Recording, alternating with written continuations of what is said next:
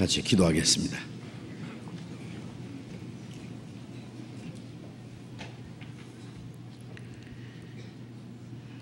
우리를 사랑하시는 거룩하시고 자비로우신 우리 아버지 하나님, 우리의 영혼을 영원한 멸망 가운데서 구원해 주시고 하나님의 거룩한 자녀로 삼아주시고 영원한 하나님 나라에 들어갈 수 있는 그 크고 영광스러운 소망을 주신 그 은혜를 인하여 감사와 찬송과 영광을 우리 아버지 하나님께만 돌립니다. 이 시간 주님의 피로 구속함을 받은 저희들 주님 앞에 함께 모여서 주님의 은혜와 영광을 찬송하며 주님의 말씀을 배우며 주님 몸된 교회 안에서 거룩한 교제를 갖게 해주신 주님, 이 시간에도 주님이 우리와 함께 계심을 믿습니다. 여기에 있는 우리 각 사람을 굽어 살펴주시고 하나님의 자비로운 능력의 손으로 붙들어 주시옵소서. 우리 가운데 아직 하나님의 사랑을 참으로 깨닫지 못한 사람, 그 영혼이 구원받지 못한 사람이 있으면 그 영혼 붙들어 주시고 그 마음을 열어서 하나님의 크고 놀라운 은혜를 깨달음으로 영원한 생명과 소망을 함께 얻을 수 있도록 인도해 주시옵소서. 우리의 마음과 우리의 생활 속에 하나님 보시기에 합당치 못한 어두운 일, 숨은 죄, 부끄러운 일들이 있으면 주님 말씀의 빛 앞에서 나타내 주시고 주님의 보혈의 능력으로 다시 깨끗하게, 그리고 주님의 진리로 더욱 거룩하게 온전하게 세워주시옵소서. 이제 주님의 피로 구속함을 받은 저희들 이 땅의 남은 생에 하나님의 자녀로 부끄러움이 없이 살기를 원합니다. 이 세상은 날로 험악해지고 죄악이 충만합니다. 주님이 우리와 함께 도와주시지 아니하시면 우리는 언제든지 죄 가운데 빠질 수밖에 없고 악한 죄의 시험에 넘어질 수밖에 없습니다. 주님, 말씀과 능력의 손으로 우리를 붙들어 주시고 이 악한 세상을 능히 이겨서 하나님의 자녀로서의 빛 가운데 행할 수 있도록 인도해 주시옵소서. 그리고 이 땅 우리의 삶이 하나님 보시기에 헛되지 않고 주님이 우리에게 하라고 맡기신 거룩한 역사를 능히 이룰 수 있도록 우리 모두를 능력의 손으로 붙들어 주시고 주님 뜻대로 귀하게 사용해 주시옵소서. 이 시간 함께 참여하지 못한 우리 형제 자매들 어느 곳에 있든지 일일이 굽어 살피시고 각 사람의 형편에 따라서 합당한 은혜를 허락해 주시옵소서. 멀리 외국 땅에 있는 우리 형제 자매들 어느 곳에 어떠한 형편에 있을지라도 더욱 주님을 의지하며 주님을 담대히 전가하며 이르진 영혼들을 주님 앞에 인도하는 그 큰 역사를 이루게 해 주시옵소서. 이 시간 우리에게 나타내시기 원하시는 주님의 말씀, 주님의 거룩하신 뜻, 우리가 마땅히 어떻게 행할 일들을 더욱 가르쳐 주시옵소서. 주 예수님 이름으로 기도드렸습니다. 아멘. 우리 시편 교독하겠습니다. 시편 100편, 시편 100편과 101편 계속 교독하겠습니다. 구약성경 874페이지 시편 100편과 101편을 계속 교독하겠습니다.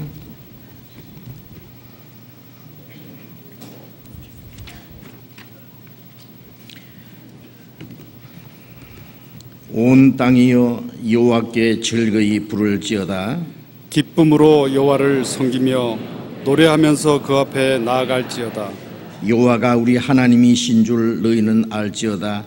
그는 우리를 지으신 자시요 우리는 그의 것이니 그의 백성이요 그의 기르시는 양이로다.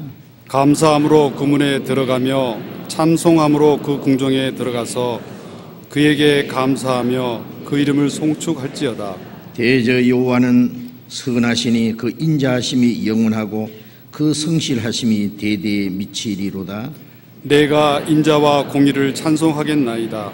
여호와여 내가 주께 찬양하리이다. 내가 완전한 길에 주의하오리니 주께서 언제나 내게 임하시겠나이까. 내가 완전한 마음으로 내 집안에서 행하리이다. 나는 비료한 것을 내 눈앞에 두지 아니할 것이요 배조자들의 행위를 미워하니 이것이 내게 붙잡지 아니하리이리야. 사특한 마음이 내게서 떠날 것이니 악한 일을 내가 알지 아니하리로다. 그 이웃을 극히 허는 자를 내가 멸할 것이요 눈이 높고 마음이 교만한 자를 내가 용납지 아니하리로다. 내 눈이 이 땅에 충성된 자를 살펴 나와 함께 거하게 하리니 완전한 길에 행하는 자가 나를 수종하리로다. 거짓 행하는 자가 내 집 안에 거하지 못하며 거짓말하는 자가 내 목전에 서지 못하리로다. 같이 읽겠습니다. 아침마다 내가 이 땅의 모든 악인을 멸하리니 죄악 행하는 자는 여호와의 성에서 다 끊어지리로다. 찬양대 찬송해 주시겠습니다.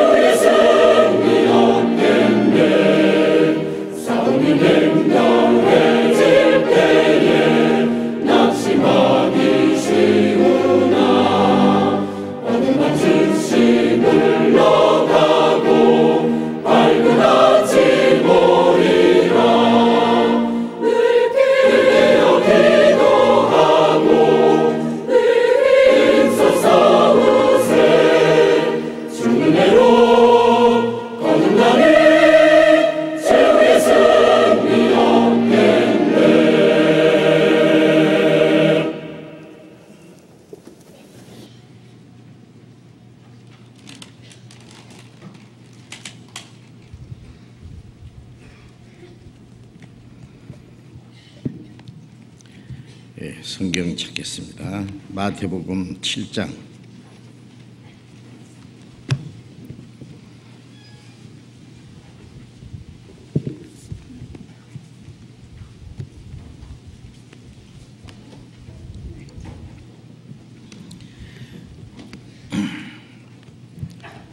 마태복음 7장 1절부터 읽겠습니다. 마태복음 7장 1절부터 읽습니다. 비판을 받지 아니하려거든 비판하지 말라. 너희의 비판하는 그 비판으로 너희가 비판을 받을 것이요 너희의 헤아리는 그 헤아림으로 너희가 헤아림을 받을 것이니라. 어찌하여 형제의 눈 속에 있는 티는 보고 내 눈 속에 있는 들보는 깨닫지 못하느냐? 보라, 내 눈 속에 들보가 있는데 어찌하여 형제에게 말하기를 나로 내 눈 속에 있는 티를 빼게 하라 하겠느냐? 외식하는 자여, 먼저 내 눈 속에서 들보를 빼어라. 그 후에야 밝히 보고 형제의 눈 속에서 티를 빼리라. 거룩한 것을 개에게 주지 말며 너희 진주를 돼지 앞에 던지지 말라. 저희가 그것을 발로 밟고 돌이켜 너희를 찢어 상할까 염려하라. 구하라 그러면 너희에게 주실 것이요, 찾으라 그러면 찾을 것이요, 문을 두드리라 그러면 너희에게 열릴 것이니 구하는 이마다 얻을 것이요, 찾는 이가 찾을 것이요, 두드리는 이에게 열릴 것이니라. 너희 중에 누가 아들이 떡을 달라 하면 돌을 주며 생선을 달라 하면 뱀을 줄 사람이 있겠느냐. 너희가 악한 자라도 좋은 것으로 자식에게 줄 알거든 하물며 하늘에 계신 너희 아버지께서 구하는 자에게 좋은 것으로 주시지 않겠느냐. 그러므로 무엇이든지 남에게 대접을 받고자 하는 대로 너희도 남을 대접하라. 이것이 율법이요 선지자니라. 거기까지. 지금 우리가 마태복음을 계속 공부하고 있는데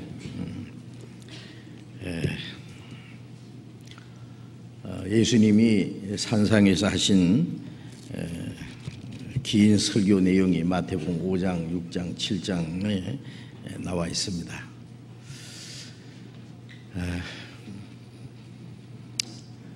이 말씀 드리기 전에 우리 학예 수양에 대한 말씀을 조금 먼저 드릴까 합니다. 우리 그리스도인들이 교회 안에서 여러 가지 행사가 있습니다. 그 행사라고 하는 것은 그리스도인들이 모여서 전도하고 봉사하고 또 서로를 돕고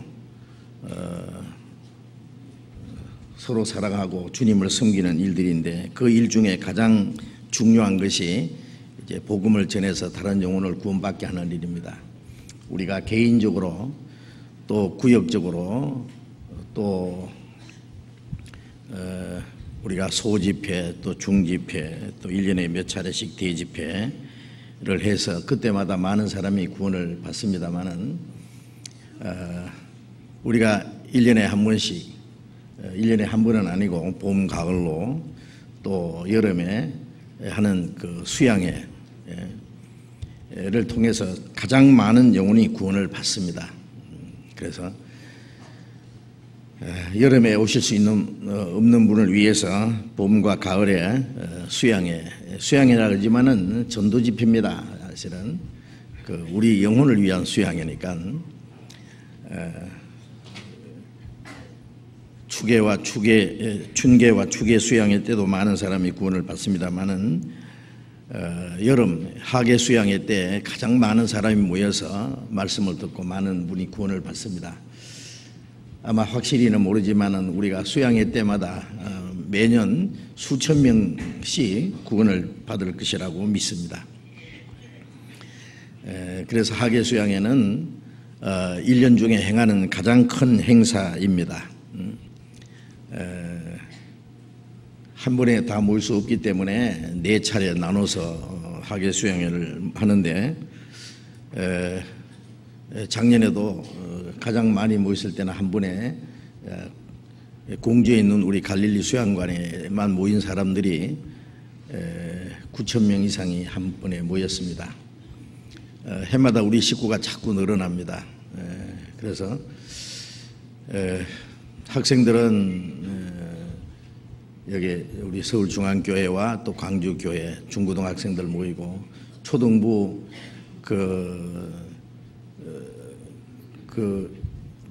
윗 학생들은 대전에서 주로 모이고, 저학년들은 부모님들과 함께 그 수양관에 모여서 수양회를 하는데, 그 수양회 할 때마다 전국에 있는 우리 교회 형제 자매들이 아주 초비상을 겁니다. 남들은 모처럼 휴가를 얻어서 바닷가로 시원한 곳으로 좀 쉬고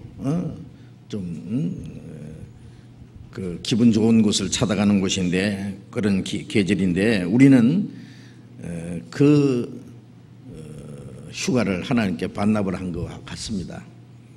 평소보다도 더 많은 일을 하고 더 많은 땀을 흘리고 더 많이 수고합니다. 왜냐하면 우리는 목적이 있기 때문에 그렇습니다. 우리가 세상에 사는 목적은 우리의 육신이 좀 더 편히 잘 먹고 잘 사는 것이 목적이 아니라 주님이 하라고 맡기신 거룩한 역사를 이루는 일이기 때문에 그렇습니다. 주님은 우리를 구원하기 위해서 십자가에 죽어서 그 피를 다 쏟으셨고, 이 복음이 오늘 우리까지 전해오는 동안에 많은 주님의 일꾼들이, 그리스도인들이 희생을 당했습니다. 이제 먼저 구원받은 우리는 아직도 구원받지 못한 수많은 많은 사람들에게 복음을 전해야 될 중대한 사명이 있습니다. 그것을 위해서 우리의 시간과 우리의 물질과 우리의 수고와 우리가 할 수 있는 최선을 다해서 이제 복음을 전해야 됩니다. 바울 사도 말씀하신 것처럼 내가 주 예수께 받은 사명, 이 하나님의 은혜의 복음 증거하는 일, 다른 영혼을 구원할 수 있는 은혜의 복음을 전하는 일을, 그 사명을 다할 때까지 내 목숨은 조금도 귀한 것을 여기지 않는다.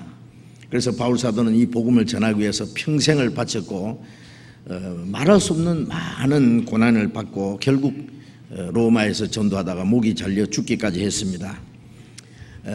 우리도 그 뒤를 따라서 우리에게 주신 이 복음 전파하는 사명, 이것을 다하기 위해서 우리가 할 수 있는 최선을 다하고 우리가 할 수 있는 모든 희생을 다해야 된다고 생각을 합니다. 그래서 그 군인들이 하는 말이에요. 훈련 때 땀을 많이 흘리면은 전쟁 때 피를 적게 흘린다, 그런 말이 있어요. 우리는 어떻게 말할 수 있느냐? 우리가 다른 영혼을 구원하기 위해서 우리가 더 많은 물질을 투자하고 더 많이 수고하고 더 많은 땀을 흘릴 수 있다면은 아마 지옥 가는 사람의 숫자를 훨씬 더 줄일 것이다. 그런 생각을 합니다. 우리가 희생을 해서 다른 영혼들, 영원히 지옥 갈 영혼들을 구원할 수 있다면은 우리는 그것을 다 해야 됩니다. 그래서 이번 학예 수양회 때도 우리가 전부 총동원해서 총비상에 그래야 됩니다. 전쟁 때는 전 국민이 다 전쟁을 위해서 마음 준비를 하고 그게 마음을 같이 하고 함께 참여하는 것처럼 우리는 이 수양회 때는 우리가 총동원해서 한 마음과 한 목적을 가지고 다른 영혼을 구원하는 그 일을 위해서 총매진해야 되겠습니다. 우리가 합심하고 더 많이 수고하고 우리가 할 수 있는 최선을 다할 때 이번에도 많은 영혼이 구원받는, 아마 과거의 어느 때보다도 더 많은 영혼이 구원받는 역사가 이번에도 일어나리라고 생각을 합니다. 시간이 지날수록 먼저 구원받은 사람의 신앙이 훨씬 더 성숙해지고 성장합니다. 우리가 성장한 만큼 하나님이 우리에게 맡기신 일을 더 힘있게 할 수가 있습니다. 그래서 점점 더 우리 교회가 성장하고 우리가 더 많은 일을 할 수 있고, 그로 말미암아 더 많은 영혼이 구원받음으로 하나님이 원하시는 큰 역사가 이루어진다고 믿습니다. 그래서 이번에도 내가 안 해도 다른 사람이 다 할 것이다 그러면 안 됩니다. 내가 안 하면 누가 하랴, 그런 주인의식을 가지고 그리고 직접 참여해야 될 겁니다. 하나님은 우리를 내려다 보시고 아시기 때문에 우리가 행한 대로 금세와 내세에 우리에게 상급으로 갚아주실 것입니다. 그래서 너희는 먼저 그의 나라와 의를 구하라, 그리하면 이 모든 걸 더하시리라는 약속대로 그 나라와 의는 더 많은 영혼이 구원받으면 하나님의 나라가 확장돼 가는 거예요. 그래서 더 많은 영혼이 구원받는 그 하나님의 나라를 우리가 구하고, 그리고 구원받은 사람들이 서로 사랑하면서 하나님의 말씀에 순종하는 것이 그 의를 이루는 것이기 때문에 그것만 잘하면은 우리가 이 세상에 사는 동안에 필요한 모든 것을 우리에게 채워주신다고 약속했습니다.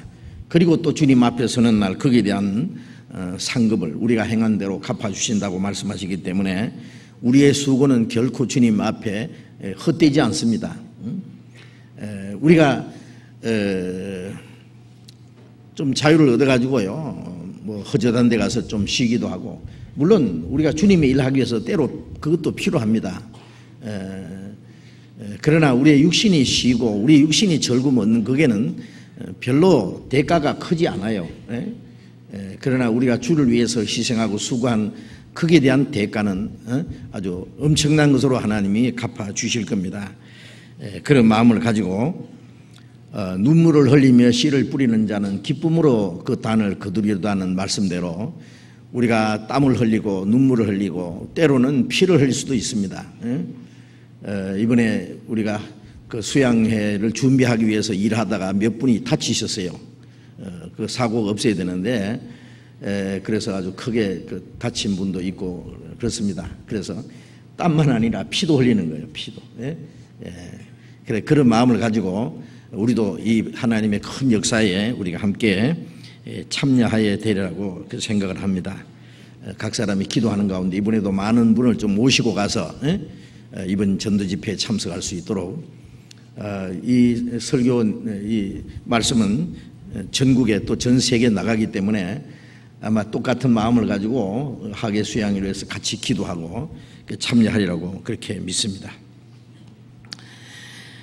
이제 마태복음 7장 내용에 지난 주일에 좀 말씀드렸는데 그리스도인의 그 신앙생활 중에 이 언어에 대한 말씀입니다. 그리스도인들이 그 말을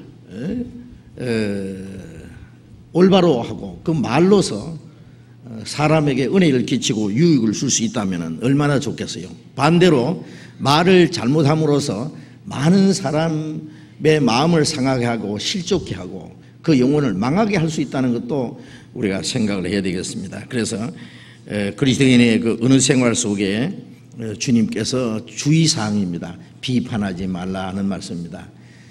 그래서 비판을 하게 되면 네가 반드시 그 또 도로 비판을 받게 될 것이다 라고 말씀했습니다.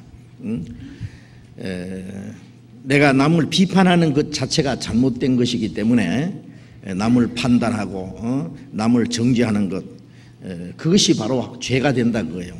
그럼 거기서 자기가 또 비판을 받을 뿐 아니라 하나님의 심판대 앞에 서게 될 때에 남을 비판하고 판단한 것에 대해서 심판받을 것이라고 주님은 이렇게 말씀했습니다. 그래서 판단하지 마라 그랬어요. 이 판단하지 말아야 될 그 이유 중에서 우리는 남을 판단할 만한 사람이 아니라는 것을 먼저 생각해야 됩니다. 우리가 자기보다도 더 나은 사람, 자기가 판단하는 사람보다도 더 자기가 낫지 못하면은 남을 판단할 자격이 없고 권리가 없다라고 여겨져야 될 겁니다. 그리고 우리는 그 남을 판단하는 데에서 올바로 판단하지 못하는 경우가 많습니다. 그래서 그릇된 판단, 그 오판이라 그러죠. 그 잘못 판단하면 살 사람을 죽일 수도 있어요. 그렇잖아요. 이 재판장이요 판단을 잘못 내리면은요 억울한 사람을 망하게 할 수 있고 죄 없는 사람을 죽일 수도 있어요. 그렇잖아요. 그래서 악한 자를 선하다 하고 선한 자를 악하다 하는 이 두 가지는 다 하나님 보시기에 죄가 된다고 했습니다. 그래서 우리가 그릇된 판단을 할 수 있기 때문에 우리가 판단해야 하는 것을 삼가야 된다는 것을 또 생각해야 됩니다. 그리고 우리가 남을 판단하기 전에 그 사람의 사정을 잘 알아야 되는데 우리는 남의 사정을 다 알지 못하기 때문에 그 정확한 판단을 내릴 수가 없습니다. 제가 그런 얘기를 들었어요. 어떤 사람이 어떤 그 전철에서요 여학생이요 그냥 앉아 있는데 할머니가 자기 앞에 서 계신데도 이 여학생이 일어나지 않고 끝까지 버티고 앉았더라는 거예요. 그래서 저 학생 참 못됐다. 그 할머니에게 자리를 양보해야 되는데 왜 저렇게 버릇없이 그냥 그 앞에서 또 아무 일 없는 듯이 버티고 앉았느냐. 그렇게 마음에 그 사람을 판단하고 그리고 마음속으로 욕을 했는데 그 학생이 일어나서 가는 걸 보고 깜짝 놀랐다는 거예요. 지체 부자요. 걸음도 잘 못 걷지 못하는 그 학생이었다는 거예요. 그 사람 사정이 있었는 거예요. 그렇죠? 일어나지 못하는, 일어나고 싶어도 일어나지 못하는. 남의 사정을 알지 못하면은 자기 생각대로 남을 판단할 수 있다 그거예요. 그래서 우리는 남의 사정을 우리가 잘 알 수 없기 때문에 남을 판단하는데 정확한 판단을 내리지 못할 때가 많다 그겁니다. 그래서 우리가 남을 판단하는 것보다는 남의 약점을 감싸주고 이해하려고 노력하는 것이 필요할 것이다 그 말이에요. 그리고 우리는 아무도 완벽하게 공정한 판단을 내리기가 어렵다 그겁니다. 참 판단을 잘못 내린다는 것은 참 큰 죄가 될 겁니다. 저게 어떤 옛날 페르시아에서요 어떤 법관이 남에게 뇌물을 받고 아주 편견된 판결을 내렸는데 캄비세스라는 그 왕이 그 사실을 알고 그 재판관을 죽여버렸던 사형을 처하고 그 죽은 시체의 껍질을 벗겨가지고 재판장에 앉는 의자에 씌웠다고 해요. 그래서 이후로는 편견된 판단을 하지 못하게 아주 무서운 경고를 줬다는 겁니다. 남에게 그 편견된 판단을 내린다는 것은 참 큰 죄가 되겠죠. 공정한 판단을 내려야 되는데 그 공정한 판단을 내릴 수 있는 단 한 분은 하나님밖에 안 계신다고 생각을 합니다. 그래서 우리는 남의 결점을 보고 그 사람을 판단하려고 하는 것보다는 그 사람의 좋은 점을 보고 아름다운 면도 있으니까 그것을 찾아보려고 하고 그 사람의 그 결점은 좀 감추어주고 좀 감싸주고 그리고 그래도 결점이 있으면은 그것은 하나님께 맡기고 자기는 자기 결점을 찾아서 고쳐서 올바로 살려고 노력하는 그것이 마땅히 할 일이라고 그렇게 생각을 합니다.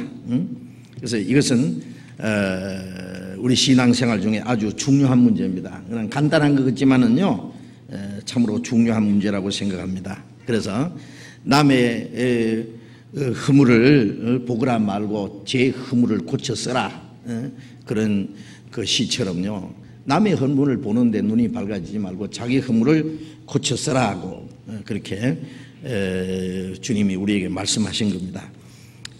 그러나 판단하지 말라는 것은 도무지 아무것도 판단하지 마라 그 말은 아닙니다.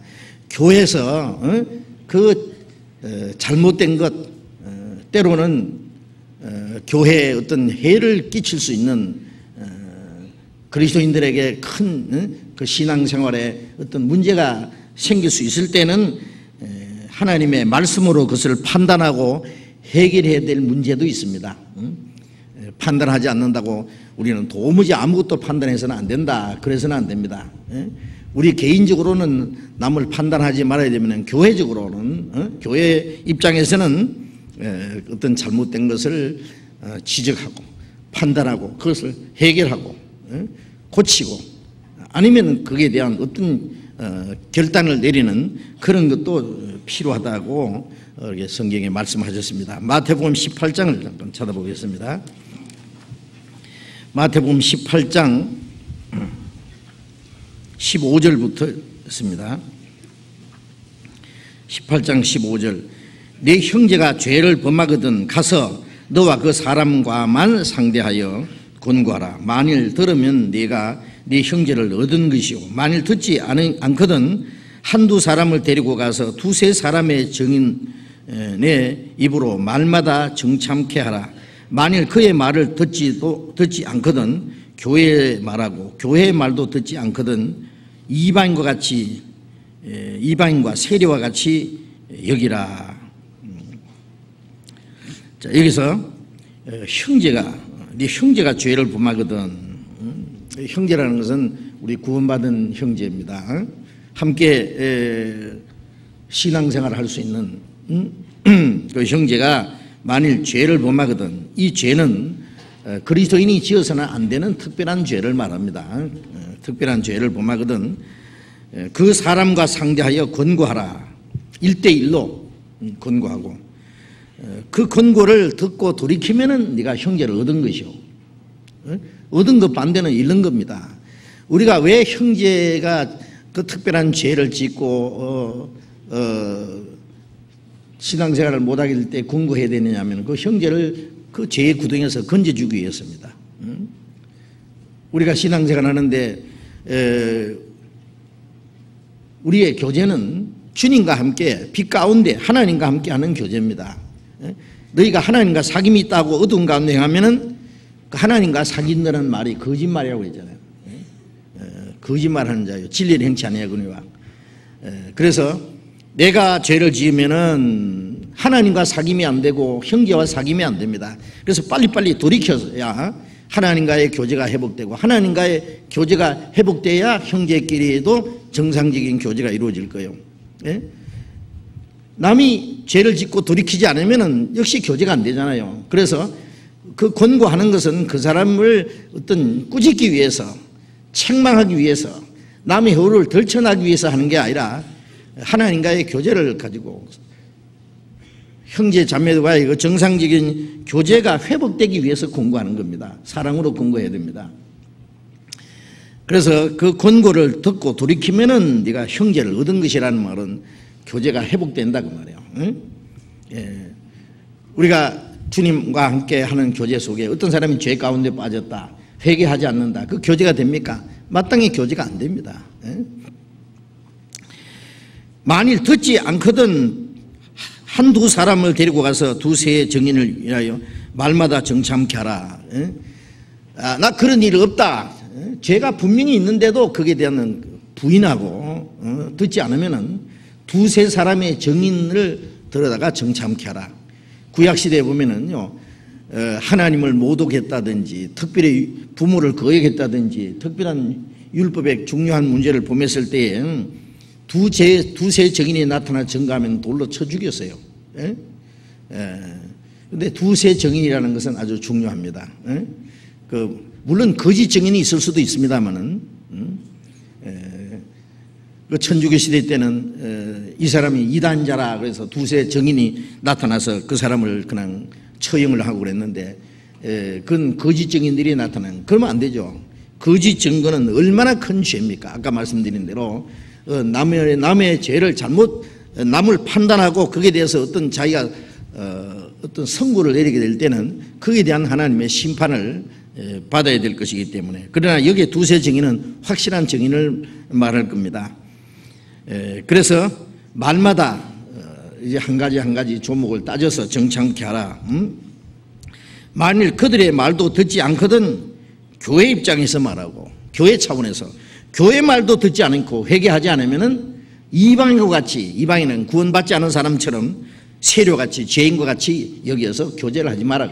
그런 사람과 회개하지고 돌이키지 않으면은. 자, 그래서 이런 문제는 어떤 사람이 죄를 짓고 회개하지 않으면은 교제가 끊어질 뿐 아니라 그 사람으로 인해서 교회에 큰 무리가 올 수 있기 때문에 그렇습니다. 다른 사람까지 어떤 시험에 빠지게 할 수 있기 때문에 그렇습니다. 작은 누룩이 온 덩어리에 퍼진다는 말씀처럼 작은 그 죄가, 아니 한 사람의 죄가 많은 사람의 믿음을 넘어뜨릴 수도 있기 때문에, 어떤 나쁜 영향을 미칠 수 있기 때문에 그 문제는 해결해야 된다 그래요. 우리 몸에 어떤 병균이 들어오면 그걸 빨리 고치지 않으면은, 아니면 손가락이 점점 썩어 들어가면 어떻게 해요? 온몸에 퍼지지 않게 해서 손가락 하나를 잘라야 될, 발도 잘라야 될 때도 있습니다. 온몸을 보호하기 위해서는. 그래서 어떨 때는 이 교회를 보호하기 위해서 어떤 개인을 이 교회에서 징계를 내리고, 아니면 심할 경우에는 출교를 시켜야 될 때도 있습니다. 교회를 보호하기 위해서입니다. 고린도전서 5장을 잠깐 찾겠습니다. 고린도전서 5장 6절입니다. 5장 6절. 너희의 자랑하는 것이 옳지 아니하도다. 적은 누룩이 온 덩어리에 퍼지는 것을 알지 못하느냐. 너희는 누룩 없는 자인데 새 덩어리가 되기 위하여 묵은 누룩을 내어버리라. 우리의 유월절 양 곧 그리스도께서 희생이 되셨느니라. 여기 고린도 교회에 음행죄를 짓고 회개하지 않는 사람이 있었어요. 그런데 그런 사람을 통안히 여기지도 않고 물리치지도 않고 아주 뻔뻔스럽게 있다 그거예요. 그래서 너희 자랑하는 것이 옳지 않도다 그랬어요.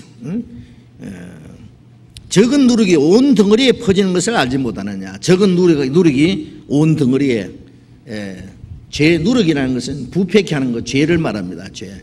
이 성경의 누룩은 죄를 가르칩니다. 이 죄가 교회 안에 들어오면 심상하게 한 사람 한 사람 넘어뜨립니다. 그래서 너희는 누룩 없는 자들인데, 우리가 구원받은 사람은 누룩 없는 떡덩이처럼, 이스라엘 사람들이 6월절 날 그 양고기를 먹고 누룩 없는 떡을 먹기 시작해야죠. 7일간 누룩 없는 떡을 먹는 것이 무교절입니다. 이것은 7일이라는 것은 7일이 반복되는 것이 전생이기 때문에 구원받은 그때부터 하나님과의 교제, 성도들과의 교제를 위해서 누룩 없는 떡, 등불을 켜서 구석구석이 집에 있는 누룩을 다 찾아서 집 밖에 내버리고 누룩 없는 떡을 먹으면서 7일간 그 무교병, 누룩 없는 떡을 먹습니다. 그것처럼 우리는 이제 하나님의 말씀의 빛을 비춰서 우리의 마음과 생활 속에 구죽구죽이 숨어있는 누룩, 죄를 찾아서 내버리고 누룩 없는 떡덩어리처럼 정결한 생활, 성결한 생활을 함으로써 하나님과의 교제를 가지고, 그리고 성도들과의 올바른 교제를 갖기 위해서는 누룩 없는 떡덩이다 그 말이에요. 그래서 누룩 없는 새 덩어리가 되기 위해서 묵은 누룩을 내버리라. 묵은 누룩은 죄입니다. 묵은 누룩도 내버리고 새 누룩도 내버리고, 묵은 누룩은 옛날부터 내려오는 유전적인 죄, 새 누룩은 신앙생활하는 가운데 새로 생길 수 있는 그 신앙적인 죄, 거짓된 교훈을 받아들이는지, 어떤 신비주의를 받아들인다든지, 어떤 이상한 것을 받아들여서 그 신앙을 망치게 하는, 그거는 새 누룩이라고 할 수 있습니다. 그래서 8절에 보면은 이러므로 우리가 명제를 지키되 묵은 누룩도 말고 괴악하고 악독한 누룩도 말고 오직 순전함과 진실함에 누룩 없는 떡으로 하자. 명제를 지킨다는 것은 우리는 그 구약시대 이스라엘 사람처럼 무슨 유월절을 지킨다든지 무교절 지키는 것이 아니라 우리가 신앙생활 하는 것이 무교절 지키는 겁니다. 그게. 그래서 묵은 누룩도 말고 괴악하고 악독한 누룩, 이건 새 누룩입니다. 신앙생활에서 발생할 수 있는 새로운 그 죄들, 그런 누룩도 말고 순전함과 진실함에 누룩 없는 떡, 즉 정결한 생활을 할 것을 말씀하고 있습니다. 이 바울 사도는 이 고린도 교회에 있는 그 죄를 묵인하지 않았습니다. 그 죄를 지적하고, 어떤 사람은 그 죄를 판단하고 그 사람을 아주 사탄에게 내주는 그런 일도 했습니다. 5장 3절 봅니다. 고린도전서 5장 3절, 내가 실로 몸으로 떠나 있으나 영으로는 함께 있어서 거기 있는 것 같이 이 일을 행한 자를 이미 판단하였노라. 주 예수의 이름으로 너희가 내 영과 함께 모여서 우리가 주 예수의 능력으로 이런 자를 사탄에게 내어주었으니 이는 육신은 멸하고 영은 주 예수의 날에 구원 얻게 하려 함이라. 죄를 짓고도 회개하지 않는 자를 함께 판단한다. 판단. 주 예수의 이름으로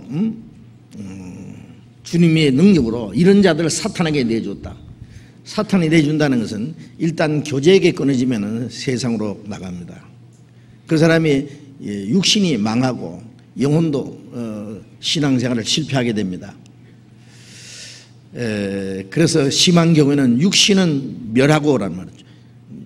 많은 고통을 받게 되는, 딱 죽어버리는 것만 멸하는 게 아니에요. 많은 고통을 받는 것도 멸하는 것. 그리고 심한 경우에는 하나님이 죽입니다. 멸하고 영은 주 예수의 날이 구원받게 합니다. 확실히 거듭났으면 영혼이 멸망하지 않지만은 육신은 멸하기까지 한다. 이런 그 판단을 교회에서 해야 된다. 그래서 죄를 짓고 뻔뻔하게 회개하지 않는 사람은 교회에서 징벌을 내리고 판단하고, 그 근신케 할 때도 있고 징계를 내릴 때도 있고 그렇습니다. 그래서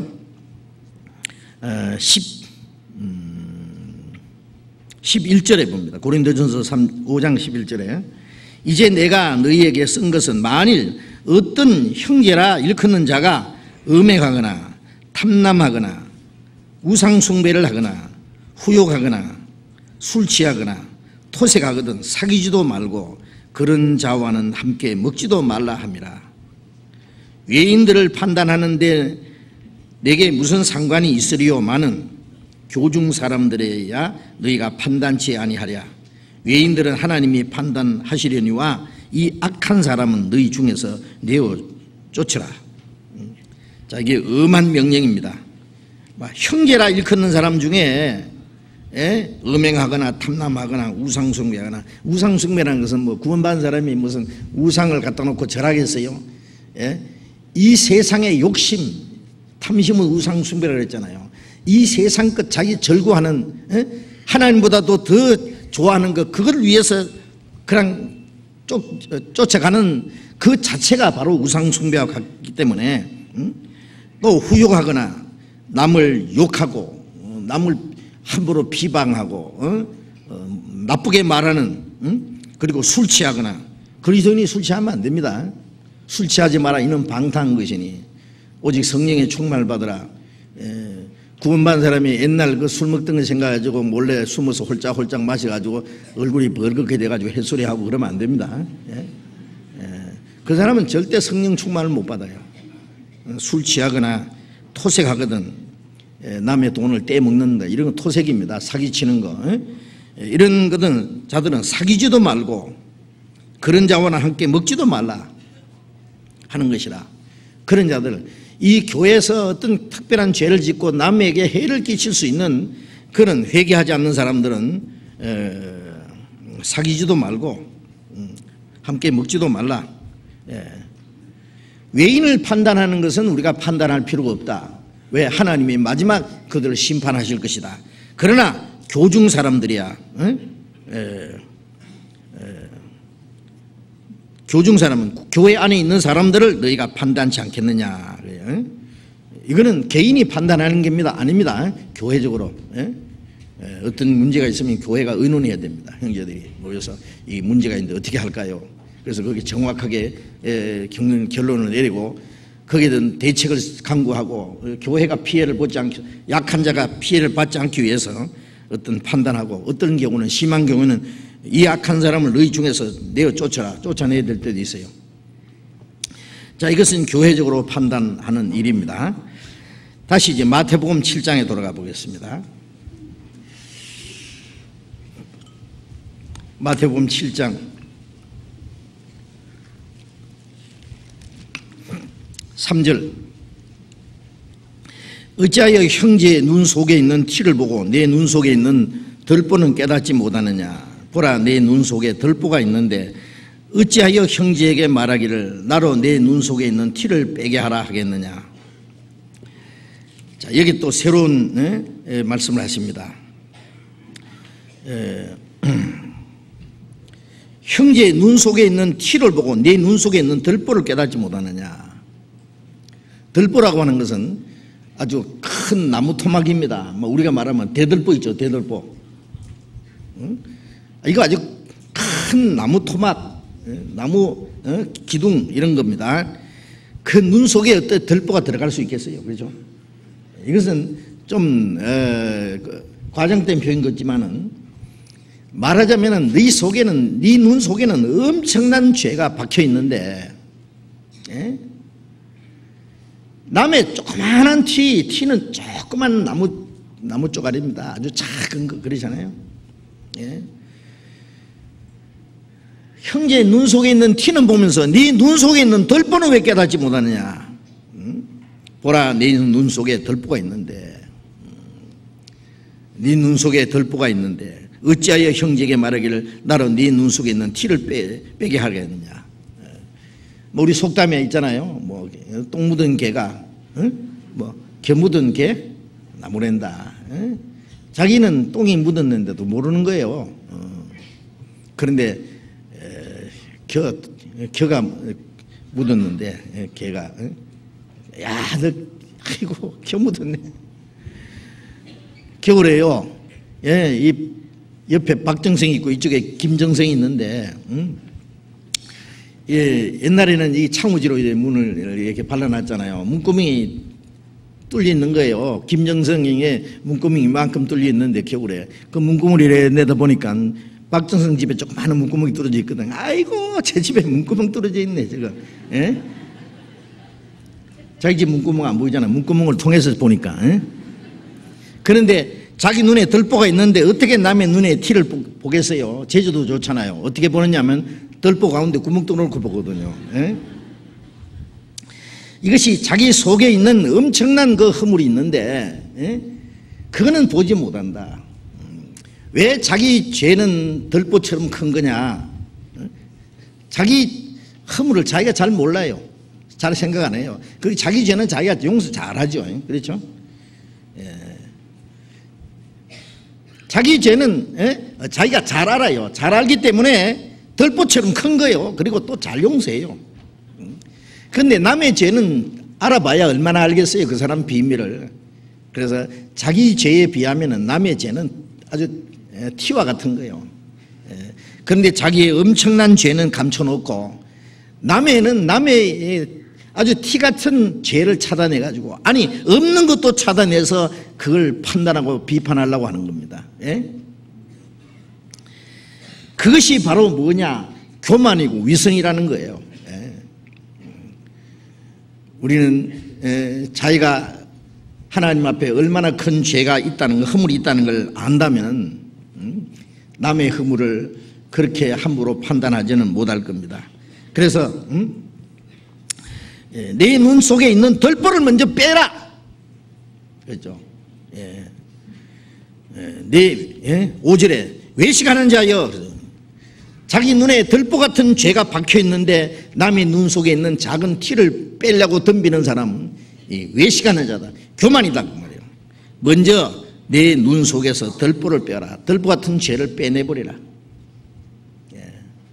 그리하여야 그 후에 밝히 보고 형제의 눈 속에서 티를 빼리라. 그렇죠.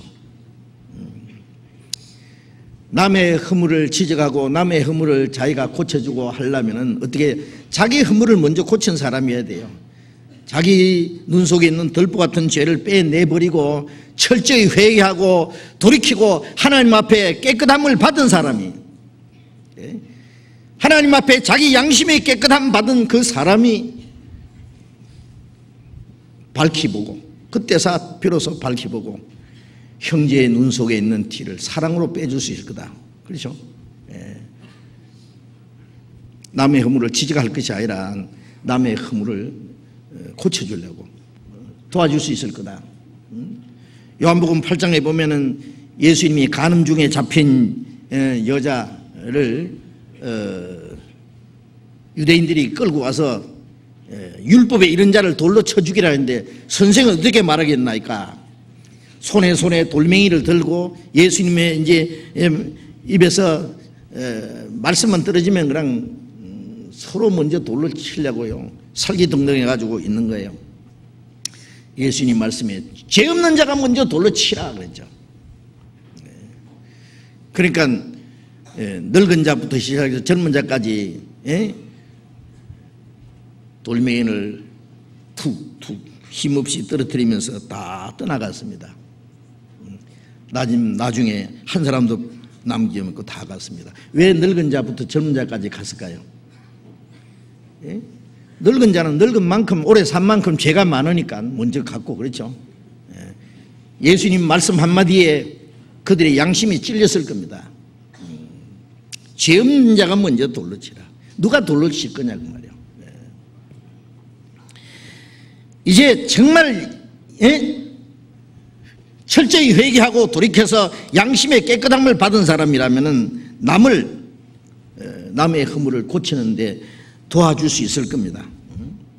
그러나 자기 죄를 회개할 줄 모르는 사람이, 그걸 뉘우치고 돌이킬 줄 모르는 사람이 남의 작은 죄를 판단하고 남의 죄를 고치려고 덤빈다고 하는 것은 그거는 교만이고 그거는 위선이다 그 말이에요. 위선. 누가 남을 고칠 수 있느냐? 정말 하나님 앞에 자기가 깨끗한 사람, 하나님 앞에 깨끗함 받고 하나님 보실 때 정말 신령한 자로 인정될 수 있는 사람, 고린도전서 2장을 보겠습니다. 고린도전서 2장 15절.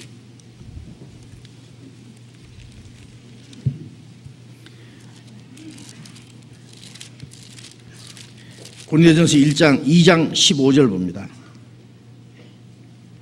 신령한 자는 모든 것을 판단하나 자기는 아무에게도 판단을 받지 아니하느니라. 누가 주의 마음을 알아 주를 가르치겠느냐. 그러나 우리가 그리스도의 마음을 가졌느니라.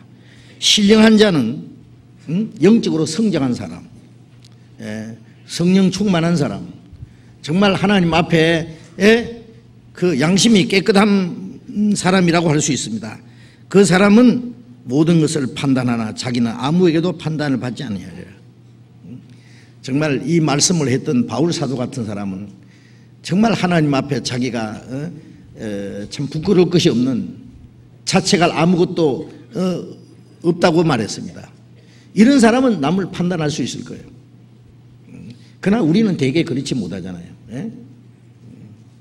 그런데 이 고린도 교인들은요, 고린도전서 3장 1절에 보면은 형제들아 내가 신령한 자들을 대한 것 같이 너에게 말할 수 없어서 육신에 속한 자 곧 그리스도 안에서 어린 아이들을 대한 것 같이 하노라.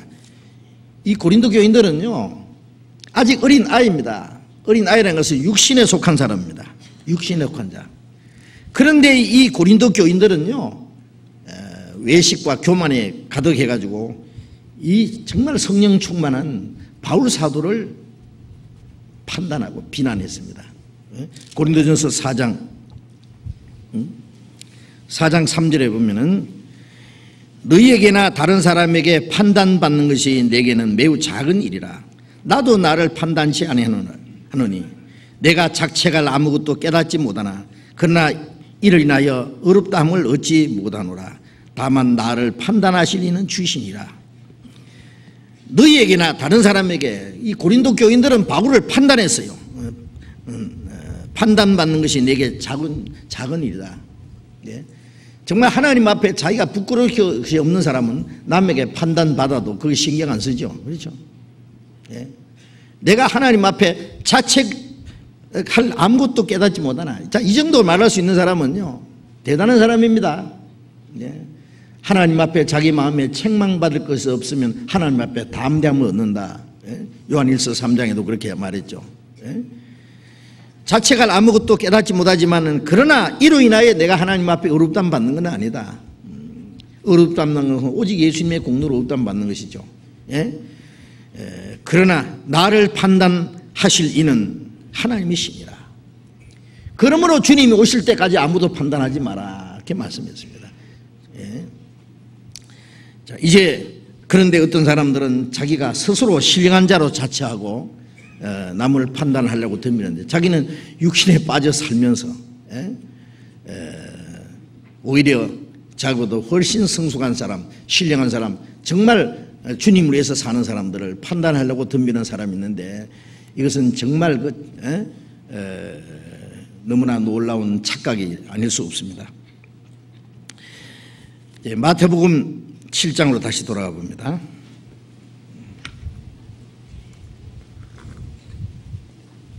7장 6절 거룩한 것을 개에게 주지 말며 너희 진주를 대접해 던지지 말라. 저희가 그것을 발로 밟고 돌이켜 너희를 찢어 상할까 염려하라. 이 말씀은 얼른 보면 참 이해하기 어려운 말씀입니다. 거룩한 것을 개에게 주지 마라, 이 말씀과 너희 진주를 돼지 앞에 던지지 마라. 거룩한 것이 뭐고 진주가 무엇이냐, 그리고 개는 무엇이고 돼지는 뭐냐. 여기 자세히 보면은 거룩한 것을 개에게 주지 말며 너희 진주를 돼지 앞에 던지지 마라. 이 거룩한 것이 뭐냐 하면은 히브리서 10장 10절에 보면은 예수 그리스도께서 단번에 속죄 제물로 자신을 드림으로 너희가 거룩함을 얻었노라, 그런 말씀이었습니다. 이 거룩한 것은 주님의 피로 깨끗함 받은 성령으로 구별된 구원받은 성도들을 거룩한 것이라고 말합니다.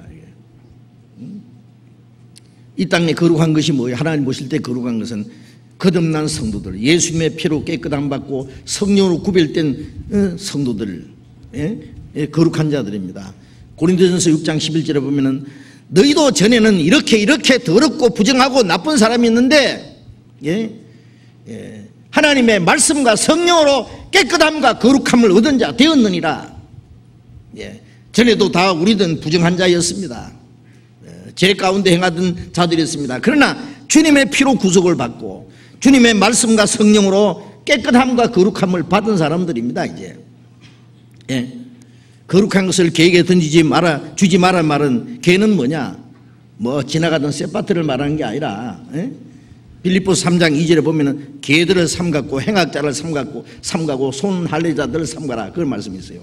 개 같은 사람을 삼가라 그 말이에요. 사람을 말해요. 세속적인 사람, 세속적인 사람, 깨끗게 되지 못한 사람, 행악자, 또 거짓 종교가들, 그런 것들을 성경에는 개 같은 사람이라고 합니다. 말하는 게 좀 이상하네요. 이런 사람들은 거룩한 것을 알지 못할 뿐 아니라 오히려 거룩한 것을요 조롱하고 비방합니다. 베드로전서 4장 4절에 보면은 너희가 저희와 같이 극한 방탕에 다른 박질하지 않는 것을 이상히 이겨 오히려 비방한다 그랬어요. 우리가 한때는 우리도 술 취하고 방탕하고 음행하고 뭐 나쁜 일 할 수 있어요. 그러나 이제 예수님의 피로 깨끗함 받고 우리가 돌이켜서 이제는 깨끗하게 거룩하게 이제는 자기 육체의 정욕을 따라 살지 않고 하나님 뜻을 따라서 살아갑니다. 그러니까 과거에 같이 죄 가운데 살던 사람은 언제부터 그리 됐냐? 술 먹으라고 술도 안 먹고 나쁜 데 가자고도 안 가고 이제 자기들과 같이 구별되거든요. 자기가 같이 막 이렇게 유치하게 놀지도 않고 너 언제부터 그랬냐? 막 술을 머리다 퍼붓고 말이야. 에이 꼴 좋다. 사람 배렸다 그럽니다. 완전히. 자기와 같지 않은 것을 이상히 여겨서 비방한다. 어떤 사람은 도대체 어떻게 된 거야? 너 언제부터 그렇게 됐어? 나도 그렇게 될 수 있느냐? 그리고 자기도 그렇게 변화되고 그가 가진 그 기쁨과 평안, 그가 깨끗하게 되고 거룩하게 된 것을 자기가 사모해야 되는데 비방하고 오히려 그걸 조롱하고 대적하는 사람이 있다고 말해요. 그런 사람을 개 같은 사람이라고 하는 거예요. 그런 사람들에게 자기를 주지 마라 그 말이에요. 구원받은 사람은 주님의 피로 우리의 영혼과 육신이 깨끗하고 거룩하게 구별된 사람이라는 걸 알아야 됩니다. 우리는 세상에 살지만은 세상에 속한 자가 아니요 세상에서 주님의 부름을 받아서 거룩하게 구별된 사람이요 하나님의 영광에 들어가기 위해서 하나님이 쓰시기 위해서 거룩하게 구별된 사람이요. 그런데 이 몸을 아무에게나 내주면 안 된다 그 말이에요. 그래서 고린도후서 6장 17절에 보면은 너희는 저희 중에서 나와서 따로 있고 부정한 것을 만지지 마라. 너희는 저희 세상 사람께서 나와서 따로 있어라. 따로 있어라. 성도라는 말은 구별된 무리잖아요. 세상에서 구별된 무리입니다. 따로 있고 부정한 것을 만지지 마라. 더러운 것 만지지도 말고 그것 따라가지도 말고. 그래서 고린도전서 15장 33절에 보면은 악한 동물을 삼가라. 저희는 너희 선한 행실을 더럽히나니 속지 말라. 악한 동물은 너희 선한 행실을 더럽힌다. 그래 악한 동물을 삼가라 그랬습니다.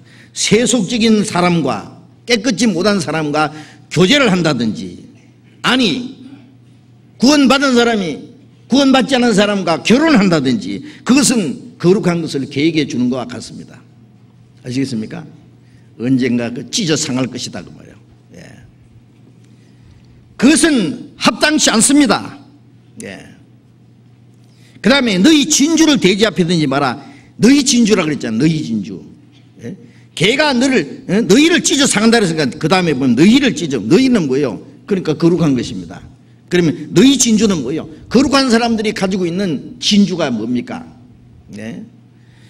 잠언 3장 15절에 보면은 지혜는 진주보다 귀하니 그랬어요. 지혜는 진주보다 귀하다. 구원받을 수 있는 진리, 영생하는 진리, 영생을 얻게 하는 지혜를 가진 그 진리는 진주보다 귀하다. 그래서 아주 값지고 귀한 것을 진주라고 표현했어요. 예수님 시대에도 진주는 역시 귀한 것이었습니다. 그래서 마태복음 13장에 보면은 천국은 마치 귀한 진주를 구하는 장사와 같아서, 좋은 진주를 구하는 장사 같아서 어느 날 극히 값진 진주 하나를 만나며 자기 모든 소유를 다 팔아 그 진주를 샀나이라. 좋은 진주를 구한다고 하는 건 뭐예요? 자기 영혼이 구원받을 수 있는, 영생할 수 있는 진리를 찾는 걸 말해요. 극히 값진 진주는 뭐예요? 하나님의 독생자가 십자가 죽어서 피를 흘려서 내 죄를 영원히 사하시고 이제 저를 믿는 자마다 멸망치 않고 영생한다고 하는 그 진리 말입니다. 그게 진주입니다.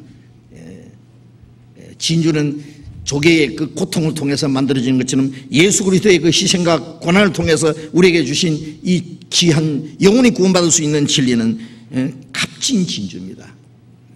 그것을 깨달은 사람은 그 진리 위해서 자기 모든 소유를 다 팔았다는 말씀처럼 자기 생애를 다 바칩니다. 자기가 믿는 진리를 위해서, 자기가 얻은 그 진리를 위해서 자기 생애를 다 희생할 수도 있습니다. 그만큼 귀한 것이기 때문에. 그러나 돼지는 진주가 귀한 것인지 모르기 때문에 돼지 앞에 진주를 던지면 돼지는 진주를 더러운 발로 팍 밟아버렸죠.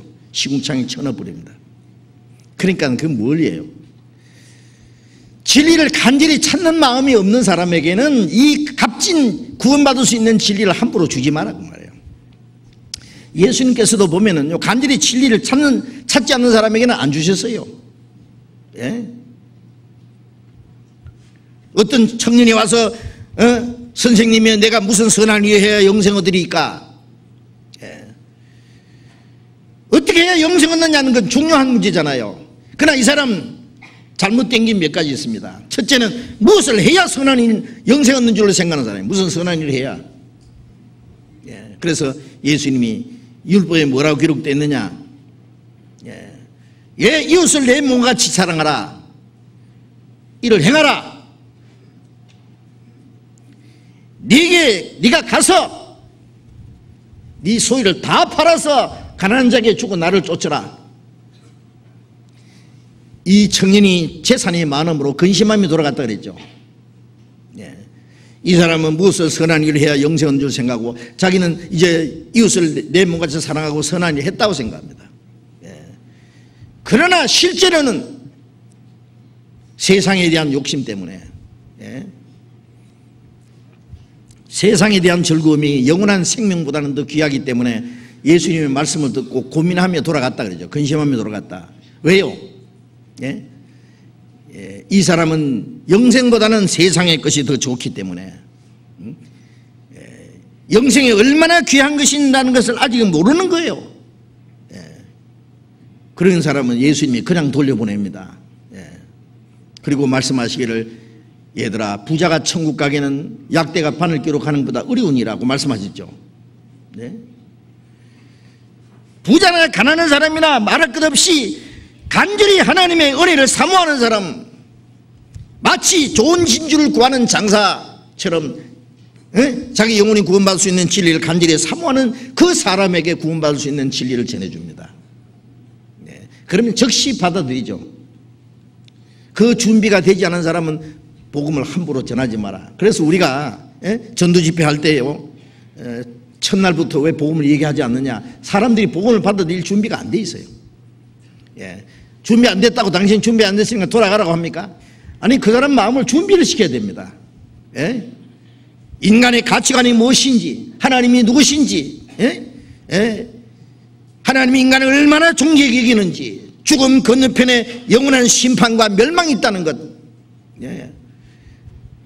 그리고 자기는 하나님 앞에 얼마나 비참한 죄인 걸 깨닫게 함으로써 구원받고자 하는 마음을 일깨워줘야 됩니다. 일깨워줘야 됩니다. 돼지같이 진주를, 가치를 알지 못하는 사람, 어떻게 해야 될까? 그 사람 마음을 돌이켜서 무엇이 귀한 것이고 천한 것인지, 무엇이 더 중요한 것이고 무엇이 더 가치 없는 것인지 그걸 깨닫도록 도와주고, 그리고 간절히 구원받고 싶은 마음을 일깨운 후에 복음을 전해주는 거예요. 그 이유가 그것입니다. 그래서 그 너희 진주를 돼지 앞에 던지지 말라는 말씀은 간절히 진리를 찾지 않는 사람에게는 함부로 구원받을 수 있는 복음을 전해주지 마라. 그러면 팍 밟아버린다. 그거 늘 찢어 상한다. 그래서 고린도전서 1장 18절에 십자가의 도가 멸망하는 자들에게는 미련한 것이요 구원 얻는 우리에게는 하나님의 능력이라. 이 십자가의 도가 구원받는 사람에게는 하나님의 지혜요 하나님의 능력이요, 믿지 않는 사람들을 비난하는 사람들은 미련한 것이야. 십자가 제일 미련한 거예요. 미국 사람이 한국에 처음 왔을 때 옛날 군인들이요, 막 할래요 껌하고 애들이 따라다니면요 막 지독한 욕을 하는데 지저스 크라이스트 그러더라고. 아 저게 뭐 아주 지독한 욕인갑다. 나중에 알고 보니까 지저스 크라이스트가 뭐예요? 예수 그리스도처럼 너 십자가 못 박아 저주받아 죽어라 그 말이에요. 예수님의 십자가를, 예수님의 이름과 십자가를 욕하는 데 쓰는 거예요. 그래서 안 믿는 사람들은 십자가, 아이고 십자가, 유대인 청년 십자가 못 박아 죽은 예수, 그 예수를 믿는다고 이렇게 비난했다고요. 너도 예수처럼 십자가에 저주받아 죽어라 욕하는 데 사용했습니다. 그러나 구원받는 우리에게는 예수님의 십자가, 예수 그리스도가 우리 구원하는 능력이 아니냐 그 말이에요. 그래서 그걸 진리를 찾지 않는 사람에게는 그 진리를 함부로 구원받을 수 있는 복음을 전해주지 마라. 그런다고 깨닫는 게 아닙니다. 그 사람 마음을 준비를 먼저 시켜야 됩니다. 그러기 위해서는 아 저 사람은 막 돼지 같은 사람이니까 아야 막 불택종이다. 그래가지고 너는 막 지옥 될 겁니다. 이렇게 하지 말고 불쌍히 해줘야 되겠죠. 구원받는 마음을 일깨워주도록. 돼지도 구원받을 수 있어요. 그렇잖아요. 잘하면. 마태복음 7장 7절을 봅니다. 구하라 그러면 너희에게 주실 것이요 찾으라 그러면 찾을 것이요 문을 두드리라 그러면 너희에게 열릴 것이니 구하는 이마다 얻을 것이요 찾는 이가 찾을 것이요 두드리는 이에게 열릴 것이니라. 자, 이 말씀 보면은 기도하라고 하는 말씀이다. 아주 평범하게 얼른 생각합니다. 물론 기도하라는 말씀입니다. 그러나 그보다 더 깊은 뜻이 담겨 있습니다. 막 구하라 그러면 될 텐데 찾으라 두드리라 왜 이걸 반복적으로 다른 뜻으로 의미로 다른 말로 말씀하셨을까요? 여기는 중요한 진리가 숨겨 있기 때문에 그렇습니다. 구하라 찾으라 두드리라 하나님이 우리에게 더 좋은 것을 주시기 위해서 합니다. 구하는 자에게 주실 것이라 그랬죠.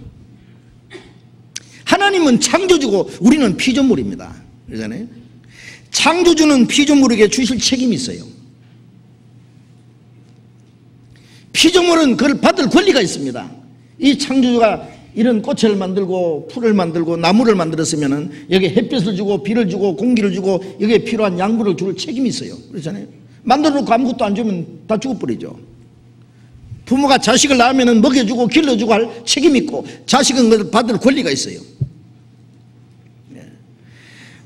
사람은 하나님이 만드신 세상에서 하나님이 주시는 만물을 먹고 입고 숨쉬고 살고 있습니다.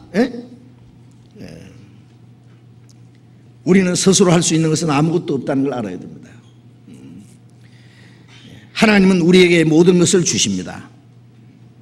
그래서 사도행전 17장 24절에 보면은 우주와 그 가운데 만유를 지으신 신께서는 천지의 주제시니 손으로 지은 전에 계시지 아니하시고 또 무엇이 부족한 것처럼 사람의 손으로 승진 받으신 것이 아니니 이는 만민에게 생명과 호흡과 만물을 친히 주시는 자이심이라. 하나님이 햇빛과 비를 선한 사람이나 악한 사람이나 모든 사람에게 골고루 주신다 그랬죠.